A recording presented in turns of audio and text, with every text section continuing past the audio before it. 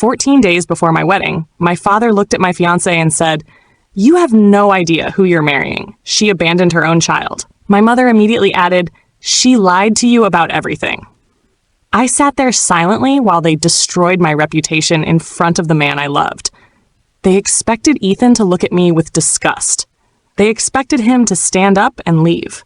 But they had made one terrible mistake. Ethan already knew about the child, and 6 months earlier, he had found her. The little girl my parents had forced me to give away 10 years ago. Before I tell you how this happened, subscribe if you enjoy emotional family betrayal stories with shocking twists, and tell me in the comments where you're watching from. My name is Mara Bennett. I'm 30 years old, a pediatric physical therapist, and I was just 2 weeks away from marrying Ethan Cole, the man I had loved since I was 19. We had lost each other for almost a decade. Then, 3 years ago, we found our way back to each other. 3 months before our wedding, Ethan proposed. I said yes instantly. But my parents hated the engagement. My mother criticized the venue. My father complained about the guest list. And whenever Ethan wasn't around, my mother kept asking the same strange question. Does he know everything about your past? I always gave her the same answer. Yes. But she never looked satisfied. Then, 1 week before the wedding rehearsal, my mother called. "Your father wants to have dinner with you and Ethan." I immediately knew something was wrong. My parents never invited me to dinner without a reason. When I told Ethan, he simply took my hand. "Whatever it is, we'll handle it together." I wanted to believe him. But that night, I barely slept, because I knew exactly what my parents were hiding. 10 years earlier, when I was 19, I had given birth to a baby girl. My parents told everyone I had abandoned her. But that wasn't what happened. Not even close. I had wanted to keep my daughter. I had wanted Ethan to know. But my parents separated us, controlled every decision, and convinced me I had no choice. For 10 years, I believed my daughter was gone forever. Then Ethan came back into my life. And eventually, I told him the truth. I told him there was a chance the baby had been his. He didn't hesitate. He said, "Then we'll find out." 6 months later, he did. A DNA match appeared. A 10-year-old girl named Sophie Hayes. Ethan was her biological father. And suddenly, the daughter I had spent 10 years mourning was alive. We found her. We met her. And for the first time in my life, I heard my daughter ask, "Did you ever want me?" I told her the truth. Every single day. But my parents eventually discovered that we had found her, and they were furious. They told me I was destroying Sophie's life. They told me to stay away from her. Then they threatened to expose me before my wedding. I told them, Ethan already knows everything. That was when their expressions changed, because they had spent 10 years controlling the story. But now, Ethan knew the truth, and so did Sophie. Still, my parents believed they had one final chance. They invited us to dinner. My father sat across from Ethan. My mother sat beside him. Then my father placed his fork on the table. He looked directly at Ethan and said, "There is something you need to know before you marry Mara." My mother leaned forward. She abandoned her own child. My parents smiled. They thought they had finally destroyed me. Then Ethan slowly looked at them and said, "I know." My mother's smile disappeared. Ethan continued, "And I know exactly who the child's father is." The room went completely silent. Then he said, "Me." My father stared at Ethan. "What did you just say?" Ethan didn't blink. "I said I'm Sophie's biological father." My mother's face went white. For 10 years, they had told everyone I had abandoned my daughter. But now, the man they had lied to was sitting across from them. And he knew the truth. To understand how Ethan discovered Sophie, you have to go back 10 years. I was 19 when I found out I was pregnant. I was terrified. But I knew one thing. I wanted to keep my baby. I wanted to tell Ethan. Instead, I told my mother first. She looked at me and said, "You are not keeping that baby." I thought she was angry. I didn't realize she had already made a plan.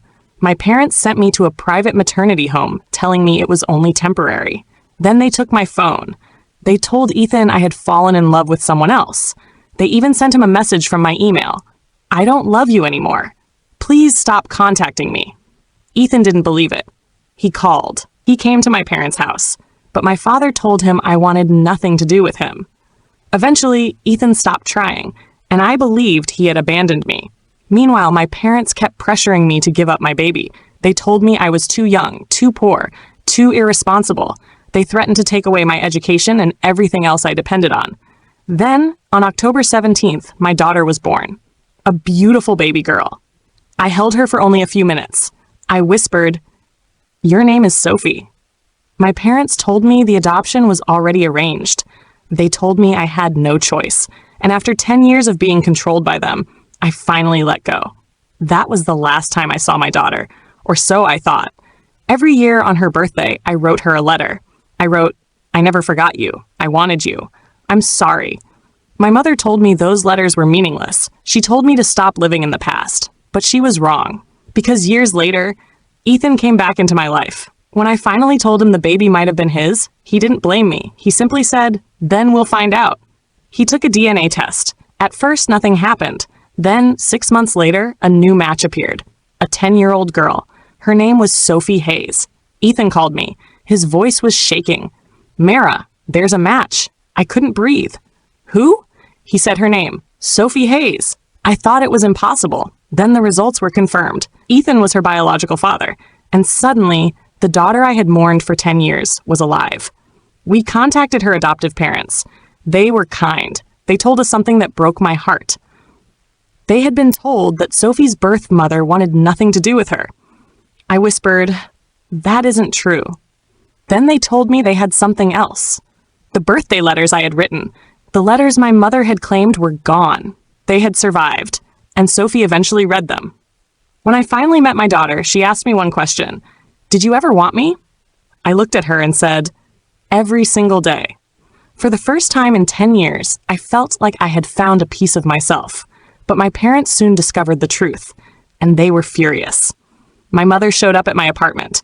"Where is she?" I knew exactly who she meant. I told her, "She has a name." My father stepped forward. "You will end this immediately." I looked at him. "You don't control me anymore." That was when my mother threatened me. "If you don't stop this, Ethan will learn everything." I almost laughed. "He already knows." They froze. Then I added, "He knows you separated us. He knows you lied to him. He knows you forced me to give up my daughter." My father said, "You have no proof." I looked at him. "Actually, I do." That was when they realized they were no longer in control. So they made one final move. They invited Ethan and me to dinner. My father said, "Ethan deserves to hear the truth before he marries you." I knew exactly what they planned to do. They wanted to tell their version first. They wanted Ethan to believe I had abandoned my daughter. But they didn't know Ethan had already gathered everything. The DNA results, the letters, the records, the evidence. And when my parents sat across from us at dinner and accused me of abandoning my own child, they had no idea the truth was about to destroy them. My parents thought they had finally cornered me. They had no idea the most important person in the room wasn't even there yet. The next morning, Ethan placed a folder on the table. Inside were the DNA results. He was Sophie's biological father. There was no doubt. But finding her had been the easy part. The difficult part was discovering whether she wanted to find us. We contacted her adoptive parents, Daniel and Rebecca Hayes. They were understandably cautious. Rebecca told us we were told her birth mother wanted no contact. I felt my chest tighten. "That isn't true." "I know," she said. Then she told me they had found something. The birthday letters. The letters I had written to Sophie every year. The letters my mother had told me were gone. Rebecca had kept them. Sophie knew she was adopted. But she didn't know the truth about me. So we waited. We exchanged letters, then photographs. Finally, we arranged a meeting. I was terrified. What if she hated me? What if she asked why I gave her away? What if she didn't want me? Ethan held my hand. "Whatever happens," he said, "we tell her the truth." Then the door opened. A 10-year-old girl walked into the room. Dark hair, brown eyes, and the same small crease beside her eye that I had. I knew immediately. That was my daughter. Sophie looked at me. Then she asked, "Which one is Mara?" I could barely speak. "I'm Mara." She stared at me. "Are you my birth mother?" I nodded. "Yes." Then she asked the question I had feared for 10 years. "Did you want me?" I knelt down. "Yes." "Then why did you give me away?" My eyes filled with tears. Because I was young, I was scared, and people I trusted told me I had no choice. She was quiet. Then she asked, Did you ever think about me? I smiled through my tears. Every single day. For a moment, she said nothing. Then she showed me a box. Inside were the letters I had written. She had read some of them, and then she asked, "Can I keep them?" I nodded. "They're yours." Before we left, Sophie stood at the door. Then she asked, "Are you coming back?" I told her, "If you want me to." She nodded. "I think I do." I thought that was the happiest moment of my life. I was wrong. Because 3 weeks later, my mother found out. She saw Ethan with Sophie, and she followed them. The next morning, my parents appeared at my apartment. My mother pushed through the door. "Where is she?" I stared at her. "She has a name." My father stepped inside. "You found the child." "Yes." "You will end this immediately." I looked at him. "You don't control me anymore." My mother suddenly lowered her voice. "If you don't stop this, Ethan will learn everything." I almost laughed. "He already knows." Both of them froze. "He knows you separated us. He knows you lied to him. And he knows I never abandoned my daughter." My father stepped forward. "You have no proof." I looked directly at him. "Actually, I do." For the first time, my parents looked afraid. But they still had one final plan. They invited Ethan and me to dinner. My father told him, "You deserve to know the truth before you marry her." I knew exactly what they were going to do. They were going to tell Ethan their version. They were going to call me a selfish mother. They were going to destroy my wedding. But they didn't know Ethan had already prepared everything. And when my parents sat across from us and accused me of abandoning my daughter, Ethan calmly looked at them. Then he said, "I know." My mother stopped breathing. Ethan leaned forward. "And I know exactly who the child's father is." Then he said one sentence that made my parents realize their entire lie was about to collapse. "Me." My mother went completely pale. My father stared at Ethan. "What did you just say?" Ethan didn't move. "I said I'm Sophie's biological father.